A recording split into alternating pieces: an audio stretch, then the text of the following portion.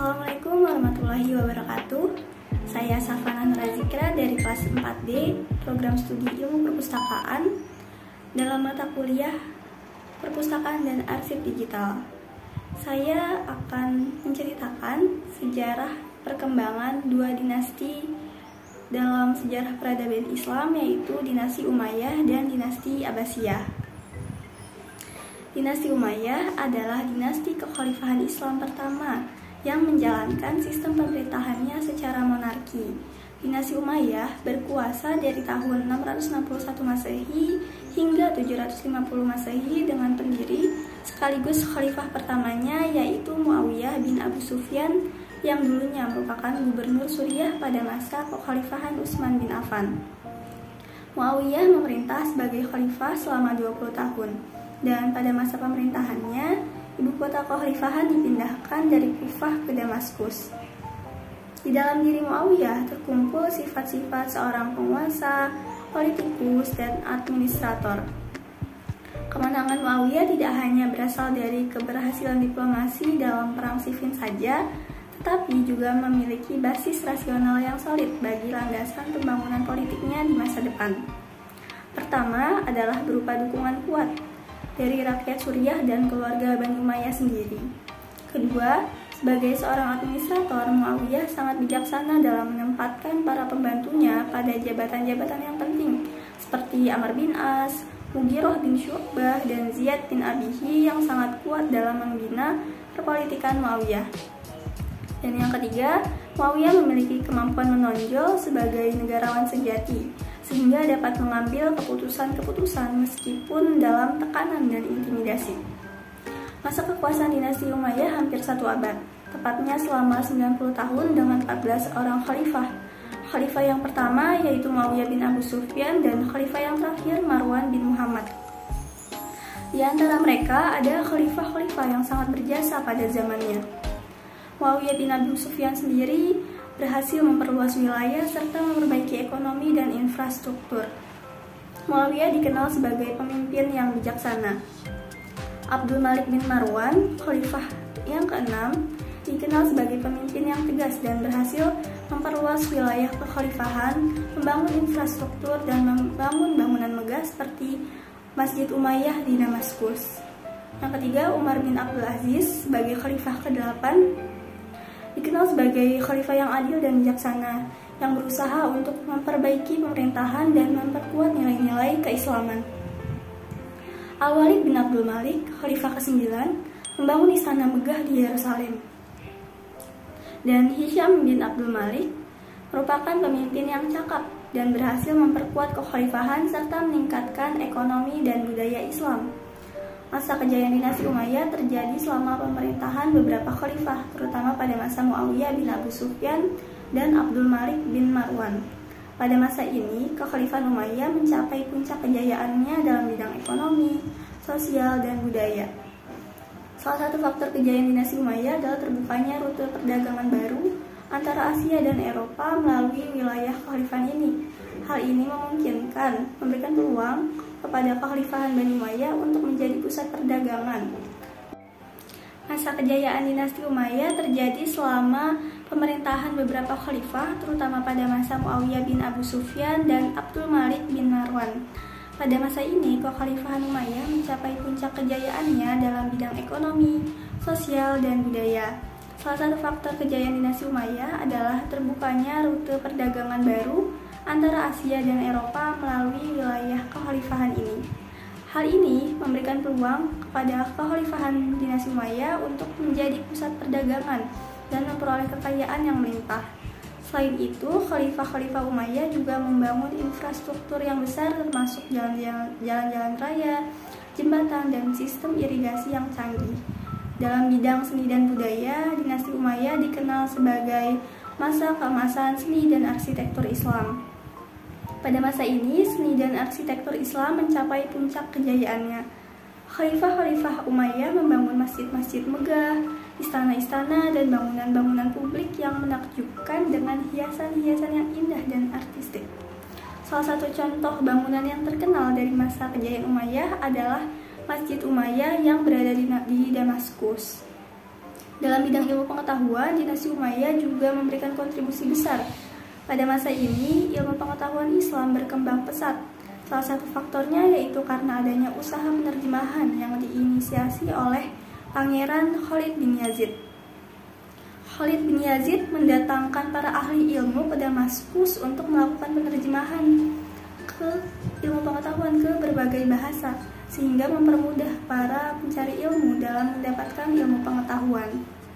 Dinasti Umayyah juga mendirikan sebuah kota kecil sebagai pusat kegiatan ilmu pengetahuan dan kebudayaan yang dinamakan Marbat. Kota tersebut merupakan kota satelit tempat berkumpulnya kaum intelektual. Selain itu, bahasa Arab juga dijadikan sebagai bahasa resmi dalam tata usaha negara dan pemerintahan. Kemudian ilmu-ilmu seperti ilmu qiraat, ilmu hadis, ilmu tafsir, ilmu fikih, ilmu nahwu, dan ilmu tarikh juga berkembang pada masa ini. Meskipun kejayaan telah diraih oleh Bani Umayyah, ternyata tidak bertahan lebih lama dikarenakan kelemahan-kelemahan internal dan semakin kuatnya tekanan dari pihak luar. Hal-hal yang menyebabkan keruntuhan dinasti Umayyah yaitu sistem pergantian kekhalifahan berdasarkan garis keturunan.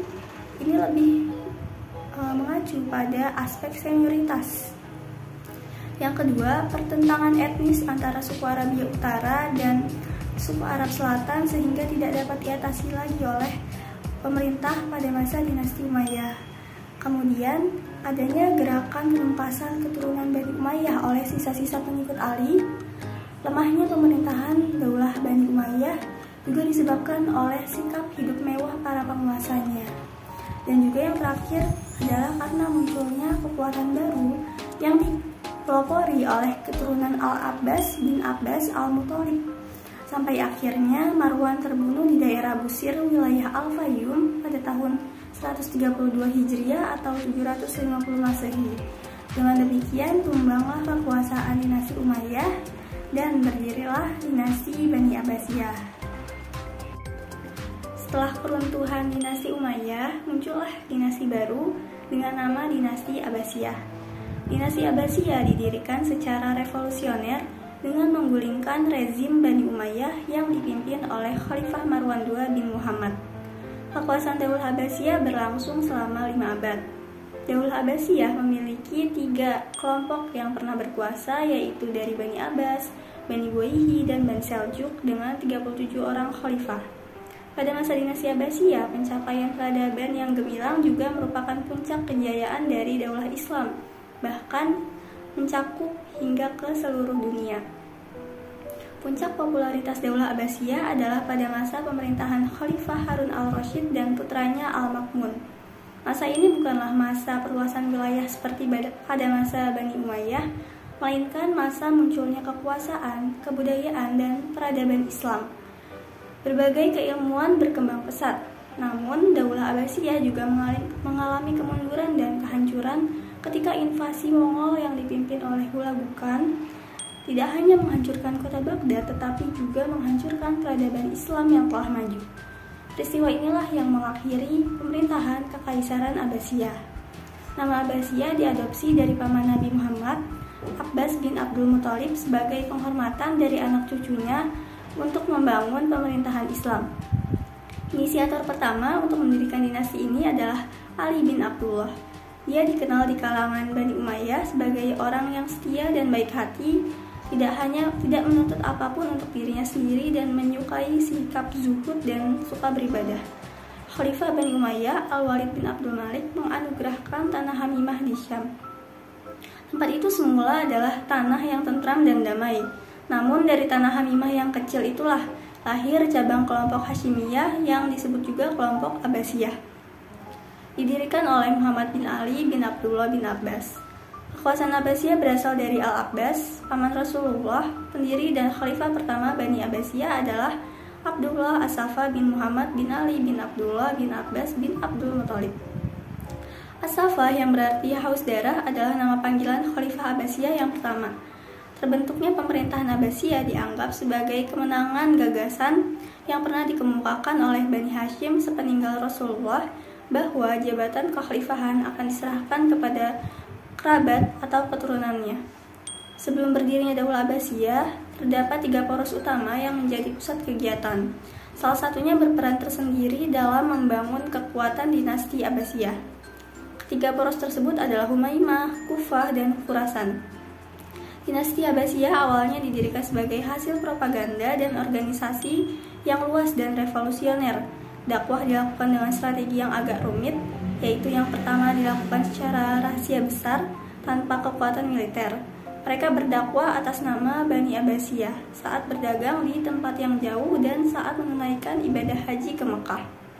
Yang kedua adalah mempersatukan pengikut Abu Muslim Al-Khurasani bersama pengikut Bani Abbasiyah. Kedua kekuatan ini mewakili Bani Abbasiyah yang menggunakan kekuatan bersenjata melawan pasukan Bani Umayyah. Khalifah Bani Umayyah terakhir, Marwan bin Muhammad, justru saat itu menghalang-halangi gerakan pendirian dinasti Abbasiyah yang dipimpin oleh Imam Ibrahim, dan Imam Ibrahim ditangkap serta dipenjarakan hingga dieksekusi mati oleh Khalifah Marwan. Sebelumnya, Imam Ibrahim mewariskan kepada saudaranya Abu Abbas As-Saffah untuk menggantikannya ketika dia tahu dia akan dieksekusi, dan melanjutkan gerakan untuk mendirikan Abbasiyah dan memerintahkannya bersama dengan pejabat Abbasiyah lainnya untuk pindah ke Kufah. Abdullah bin Ali kemudian diperintahkan untuk mengejar Khalifah Marwan bin Muhammad yang merupakan Khalifah Bani Umayyah terakhir yang melarikan diri, hingga akhirnya dikalahkan dan ditangkap di dataran Sungai Zab. Hingga akhirnya Marwan pada tahun 132 Hijriah di wilayah Busir Al-Fayyum terbunuh. Dengan demikian, kekuasaan dinasti Bani Umayyah jatuh dan berdirilah dinasti Abbasiyah yang dipimpin oleh Khalifah Abu Abbas As-Saffah yang kekuasaannya berpusat di Kufah. Abbasiyah menggunakan banyak sistem yang dipraktikkan oleh negara-negara sebelumnya, baik muslim maupun non-muslim. Kekuasaan tertinggi dalam pemerintahan Abbasiyah ada pada ulama. Oleh karena itu, pemerintahan mereka menganut sistem teokratis. Namun, ketika mengangkat putra mahkota, Bani Abbasiyah mengikuti sistem Bani Umayyah yang mengangkat 2 putra untuk menggantikan pendahulunya, yang berakibat fatal karena dapat menimbulkan konflik dan perselisihan di antara para putra mahkota. Selama masa kekuasaannya, dinasti Abbasiyah terbagi menjadi 4 periode. Periode pertama berlangsung selama 97 tahun dan diperintah oleh 9 orang khalifah. Periode ini disebut zaman keemasan Daulah Abbasiyah, bahkan bisa dikatakan sebagai masa keemasan Islam di dunia. Periode kedua berlangsung selama 99 tahun di bawah kepemimpinan 13 orang khalifah. Periode ini konon merupakan awal dari kelemahan dinasti Abbasiyah. Banyak wilayah kecil yang berusaha melepaskan diri dan tidak mampu diatasi. Periode ketiga merupakan masa kekuasaan Bani Bawaihi, yaitu pengikut aliran Syiah yang berhasil mendirikan dinasti di bagian barat laut Iran. Pada periode ini, rakyat sepenuhnya dikuasai oleh mereka. Dan periode keempat berlangsung selama 164 tahun. Jika pada periode sebelumnya kekuasaan Abbasiyah berada di bawah kekuasaan Bani Bawaihi, pada periode ini berada di bawah kekuasaan kaum Seljuk dari Turki. Seljuk adalah keluarga penguasa suku Oghuz di Turki. Namun, Seljuk adalah nama suku yang digunakan untuk menghormati leluhur mereka, Seljuk bin Yakab. Kemajuan dinasti Abbasiyah ditandai dengan dibentuknya biro-biro pemerintahan Abbasiyah, seperti sistem militer, perdagangan dan industri, dan perkembangan pada bidang pertanian. Perkembangan ilmu pengetahuan dalam bidang agama meliputi ilmu tafsir, ilmu hadis, ilmu kalam, ilmu tasawuf, ilmu bahasa, dan ilmu fikih. Dalam ilmu hadis, lahir tokoh hadis terkemuka seperti Bukhari, Muslim, Tirmizi, Ibnu Majah, dan Abu Daud. Sedangkan dalam ilmu fikih terdapat 4 imam mazhab seperti Imam Malik, Imam Syafi'i, Imam Hambali, dan Imam Ahmad. Sedangkan perkembangan ilmu pengetahuan umum diantaranya ialah ilmu filsafat, ilmu kedokteran, ilmu fisika, dan matematika.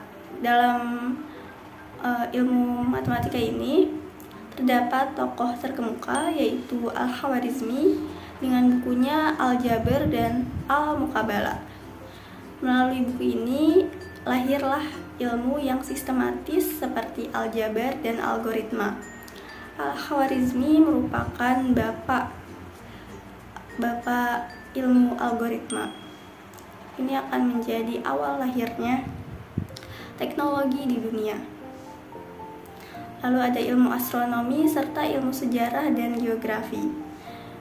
Dinasti Abbasiyah yang merupakan dinasti Islam yang berkuasa selama hampir 5 abad mengalami masa-masa keruntuhan yang panjang dan kompleks sebelum akhirnya runtuh pada abad ke-13. Beberapa faktor yang mempengaruhi keruntuhan dinasti Abbasiyah yaitu karena adanya pergeseran kekuasaan. Salah satu faktor utama yang menyebabkan keruntuhan dinasti Abbasiyah adalah terjadinya pergeseran kekuasaan dari khalifah ke para gubernur. Para penguasa lokal ini seringkali tidak lagi mengakui otoritas khalifah dan memerintah wilayah mereka secara independen. Yang kedua, korupsi. Korupsi menjadi masalah yang semakin serius pada masa akhir dinasti Abbasiyah. Pejabat pemerintah yang korup dapat menyalahgunakan kekuasaan mereka dan merampok kekayaan negara. Hal ini mengakibatkan hilangnya kepercayaan rakyat terhadap pemerintah. Yang ketiga adalah serangan dari warga asing. Dinasti Abbasiyah terus-menerus diserang oleh pasukan asing seperti tentara Mongol dan tentara Salib. Serangan-serangan ini mengakibatkan kerusakan infrastruktur dan mengurangi kemampuan pemerintah untuk mengontrol wilayah mereka. Lalu ada pemberontakan lokal dan nasional yang terus-menerus memperlemah kekuasaan dinasti Abbasiyah.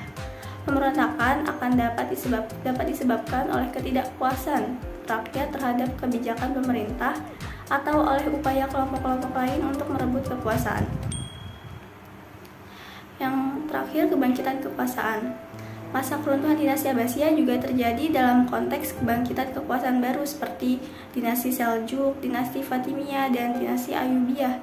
Dinasti-dinasti ini mengambil keuntungan dari kelemahan dinasti Abbasiyah dan berhasil merebut kekuasaan mereka. Secara keseluruhan, dinasti Abbasiyah mengalami masa-masa keruntuhan yang kompleks dan berkepanjangan yang disebabkan oleh faktor-faktor internal dan eksternal. Meskipun dinasti Abbasiyah tidak lagi berkuasa, warisan mereka dalam bidang seni, sastra, dan ilmu pengetahuan tetap berpengaruh di dunia Islam dan dunia Barat hingga saat ini. Jadi, seperti itulah perkembangan dan juga keruntuhan dari dinasti Umayyah dan dinasti Abbasiyah. Semoga kita dapat mengambil hikmah dari sejarah yang telah diceritakan tersebut. Terima kasih. Wassalamualaikum warahmatullahi wabarakatuh.